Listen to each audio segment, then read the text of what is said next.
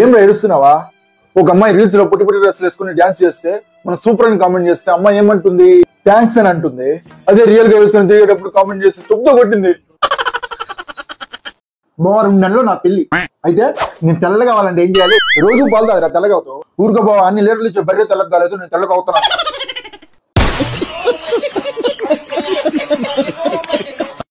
రేపు director story చెప్పడానికి పోతానన్నావు కదా? అవును బావ, ఈ కథ నేను చాలా కష్టపడి రాసుకున్నాను. డైరెక్టర్ గారు ఎలాగోలా ఈ కథను ఓకే చేశారు. అంత గొప్పదా నీ కథ? అయితే నీ కథలో ఒక చిన్న స్టోరీ అయితే చెప్పు, వింటా. దానికేం బావా, చెప్తా ఇను. చెప్పరా. ఒక ఎలుక స్టోరీ చెప్తా ఇను బావా. ఒక ఎలుక ఆకలి తట్టుకోలేక సైడ్ కాలంలో చల్లనీటిలో వెళ్తూ ఉంటే రోడ్డు మధ్యలో సగం తినేసిన టమాటో ఒకటి కనిపించింది. దానికోసం రోడ్లోకి మునుగుతూ పోయింది. హాయిగా టమాటో తింటున్న ఎలుక మీద అటుగా పోతున్న ఒక బర్రి ఆ ఎలుక మీద చపక్కని పేడేసింది. ఇదంతా దూరంగా గమనిస్తున్న ఒక పిల్లి వెచ్చగా బర్రి పేడలో టమోటాను తింటున్న ఎలుకని పేడలో నుంచి బయటకు తీసి నీళ్ళలో కడిగి తినేసింది. తరువాత అంతే బావా. అవునా? దీనికి ఆశ్చర్యపోతే ఎలా బావా? మన కథలో ఇలాంటి స్టోరీలు కుప్పలు కుప్పలుగా ఉన్నాయి. దాచా. ఒరే అబ్బాయి, నీకు మంచి సంబంధం తీసుకొచ్చా. తొందరగా చేసే బావా, నాకు ఈ సింగిల్ లైఫ్ బతకలేకపోతున్నా. కానీ వాళ్ళు అబ్బాయి ఏం పని చేస్తారని అడుగుతున్నాడు. ఏం చెప్పమంటావు?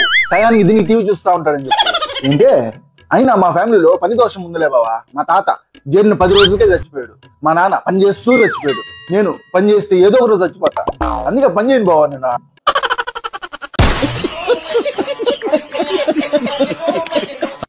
పుడింగ్ బుస్ బాబాకి జై, పుడింగ్ బుస్ బాబాకి జై. స్వామి, నాకు ఒక చిన్న డౌట్ స్వామి.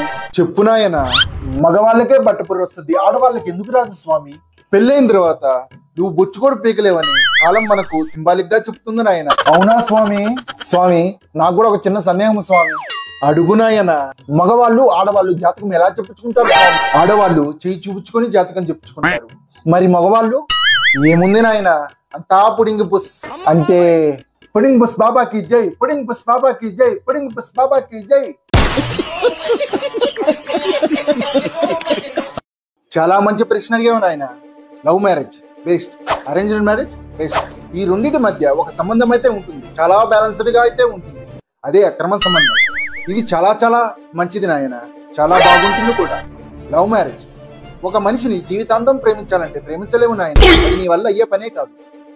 అరేంజ్డ్ మ్యారేజ్ పెద్దవాళ్ళు మనకు పెళ్లి చేస్తారు, ఎందుకు? మళ్ళీ ప్రేమించడానికి, బలవంతంగా ప్రేమించమంటారు. అది మన వల్ల అయ్యే పని కాదు నాయన, అది వేస్ట్.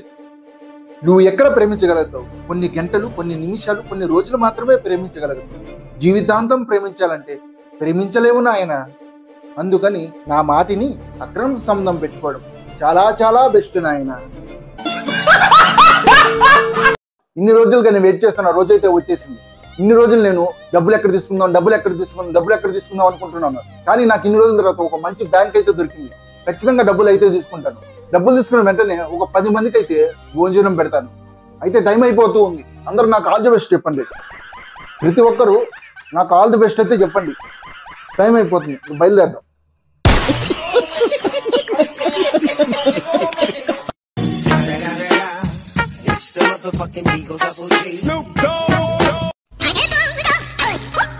ఒరే ఏమైందిరా? ఇట్టుబడిపోయి ఉన్నాడా? కడుపులో ఎలికలు పెరుగుతున్నాయి అన్నాడు. అందుకే ఫుల్ ఎలికల మంది తాగిచ్చా. లేచి థ్యాంక్స్ కూడా చెప్పటంలా.